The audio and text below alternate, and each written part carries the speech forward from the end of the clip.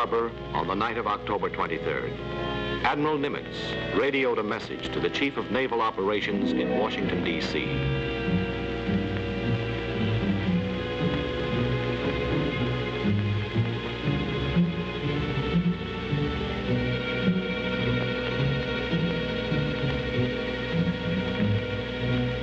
The Second Battle of the Philippines had begun.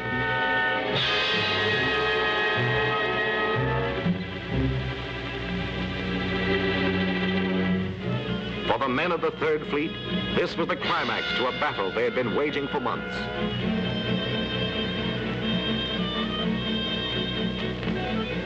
The men who were over Saipan in June, Guam in July, Palau in September, were moving west.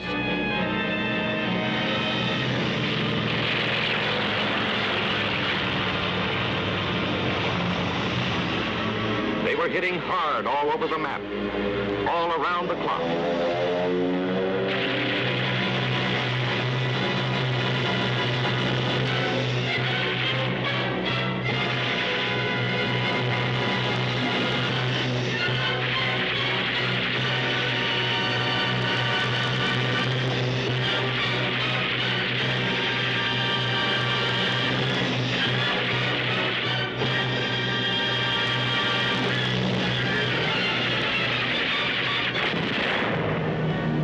Army and Navy flyers had pounded Japanese defenses from one end to the other, but they all pointed toward one day, October 19, and one target, the Philippines. The invasion force was protected by our mighty 3rd and 7th Fleets.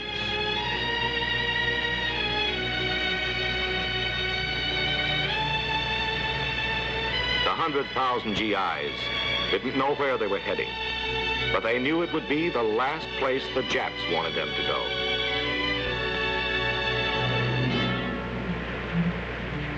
There were hundreds of islands to pick from, and the enemy couldn't watch them all.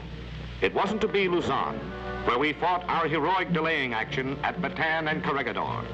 It wasn't to be Mindanao, where Philippine guerrillas have never ceased fighting.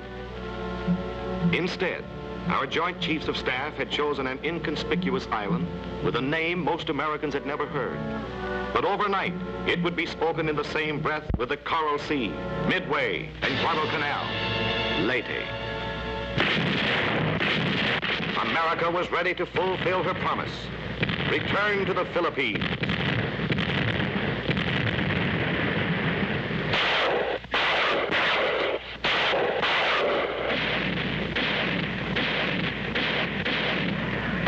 The 6th Army hit Philippine beaches and fought inland.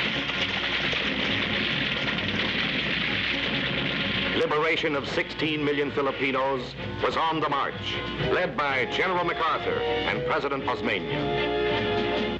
But the Navy knew the main event was still to be fought.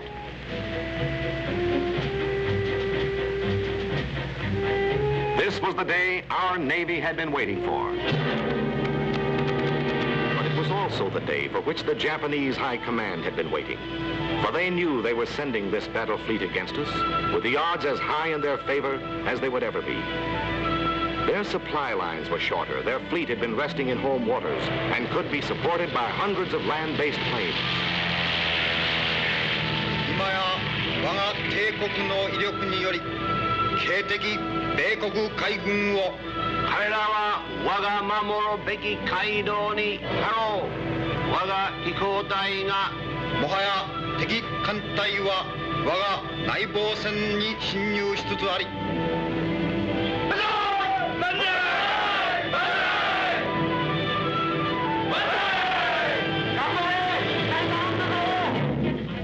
In the language of military men, our Army was committed to this action.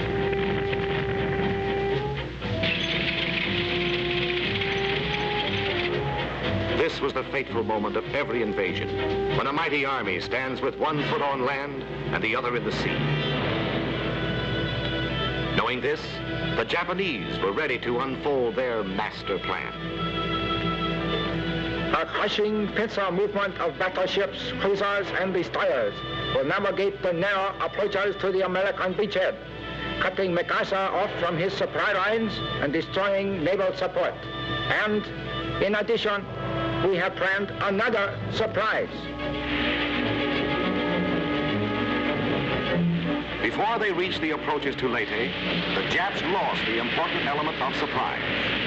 Our submarines, searching deep in enemy waters, surfaced right in the middle of the Japanese fleet, broke radio silence to flash back the report.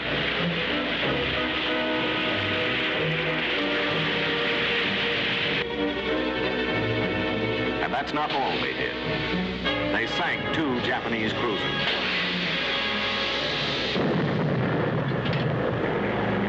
The Navy had eyes above the sea as well. We knew what was coming and where it was coming from. And our carriers lost no time dispatching a reception committee.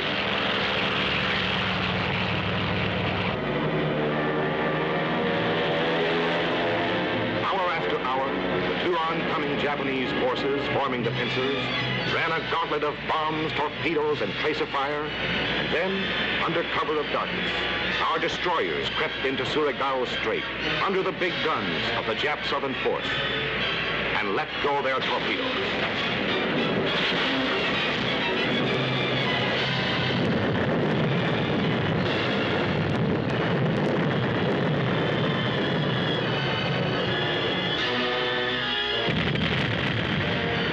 The PTs were there too with more fish. It was a rugged trip through both straits for the Emperor's invincible forces, but they fought on, determined to break through. As the jaws of the pincers kept closing, Admiral Kincaid had to make a vital decision. By 3 a.m., this southern prong of the Jap pincer was going to be too close to our beachhead for comfort. The Admiral decided to concentrate his main firepower down here and hit them from all sides as they came into the Gulf. Meanwhile, Admiral Sprague was holding his light carrier force here to guard our right flank. Then, if everything went right, we could knock out this southern threat in time to protect our beachhead from their big battleship task force fighting its way around Samar. Admiral Halsey would be rushing up to hurl his 3rd Fleet against a new Japanese surprise party reported bearing down from the north. Ready to blast the southern section of the Tokyo Express were 5 battleships the Japs had never expected to face again. The California, the West Virginia, the Pennsylvania, the Maryland, the Tennessee. The old battle wagons that had lain in muddy humiliation at Pearl Harbor were waiting for revenge. Bearing 273. Bearing 273. Range 12500. Range 12500. Coming on target, sir. Permission to open fire, sir. Fire when ready.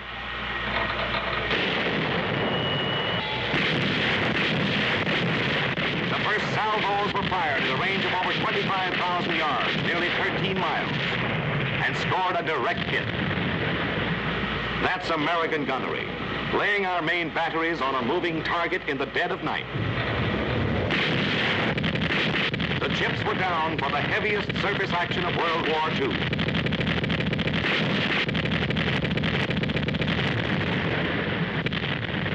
By 5 a.m., the southern enemy force turned and fled. That is, all but 10 warships, which reached the Gulf of Leyte, the bottom of the Gulf. While the lower prong of the enemy pincer was being smashed, the upper prong was closing in through San Bernardino Strait, led by Japan's newest, fastest battleships. This force had been pounded and strafed until it turned back, only to come on again in one last fanatical attempt to smash through to our beachhead. Nothing stood between them and their objective except a group of low-speed, unarmored baby flat tops, screened by a handful of destroyers and destroyer escorts. The powerful 16 and 14-inch guns of these Japanese dreadnoughts were leveled against the light batteries of our escort vessels. Never outfought, But outgunned, outnumbered, outmatched, our Jeep carriers radioed for help to Admiral Halsey's Third Fleet in the north. Admiral Halsey had to make a difficult decision. Should he go to the rescue and ignore the surprise from the north? Should he hold his position and leave our small force off Samar to fight overwhelming odds? The Admiral did neither. Instead, he kept the main units of his powerful command on its course, but dispatched a carrier group to the Samar battle area.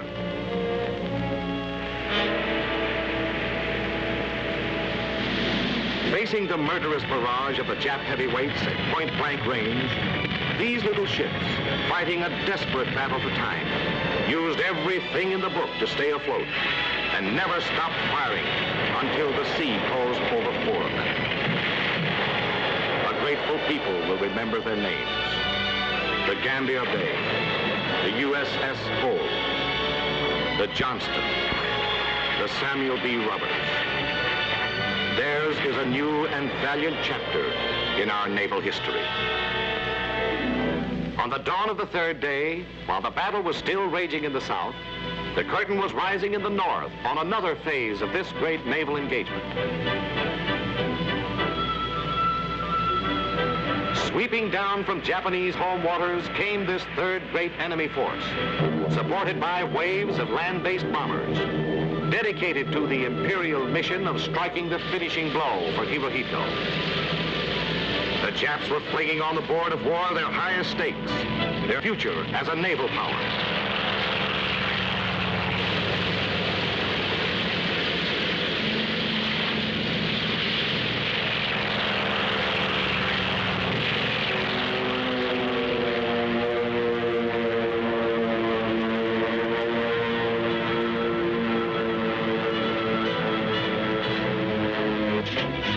Once again, our fighting men rose up to meet the enemy. Even the men of the sunken Princeton fought on from other decks.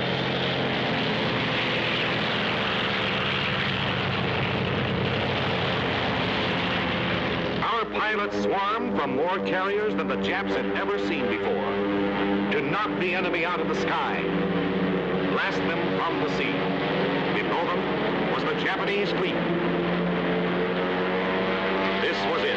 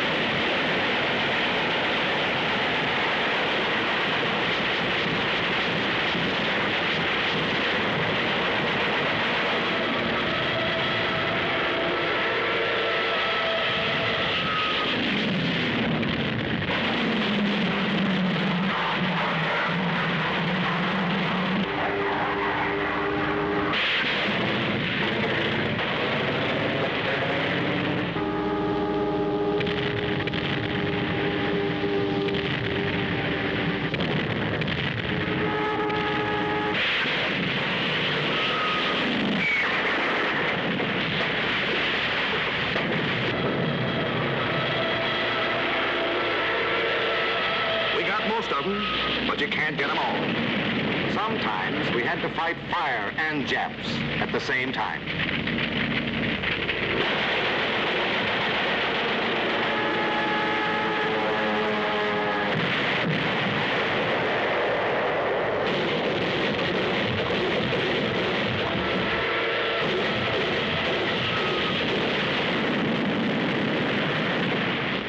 Some of ours had trouble up there too.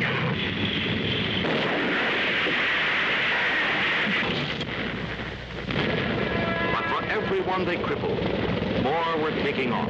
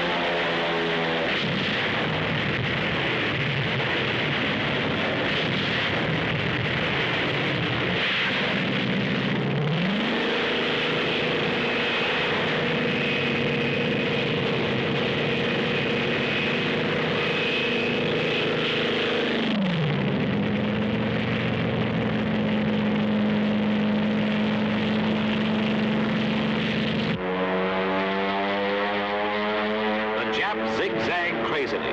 But there was no place in the Philippine Sea this day where they could hide from the most devastating attack ever launched in the Pacific.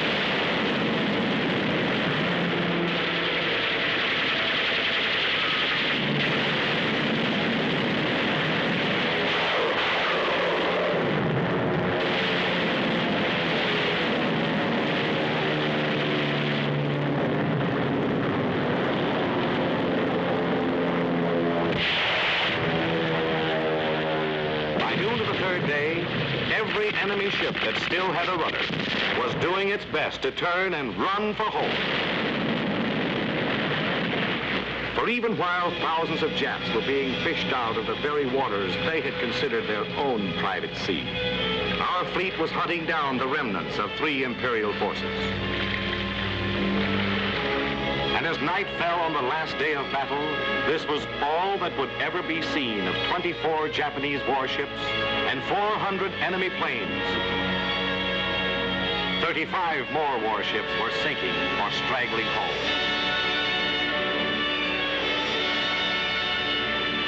For every victory, men must die. It was battle-smashed planes like these that told the story of that victory eloquently.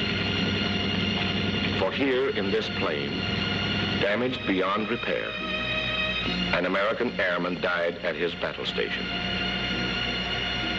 His shipmates felt it fitting that he be buried this way.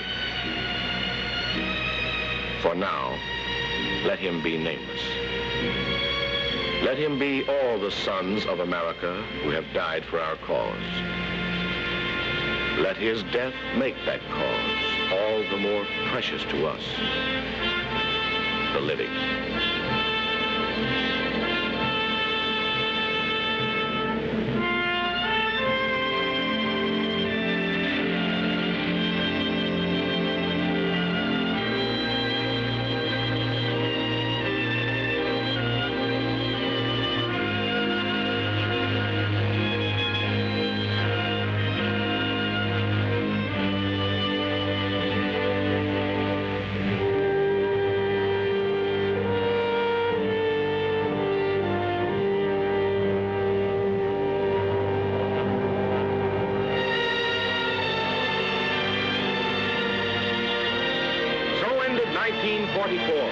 With the enemy wounded, but desperately rebuilding his fleet for a savage defense of his island fortress.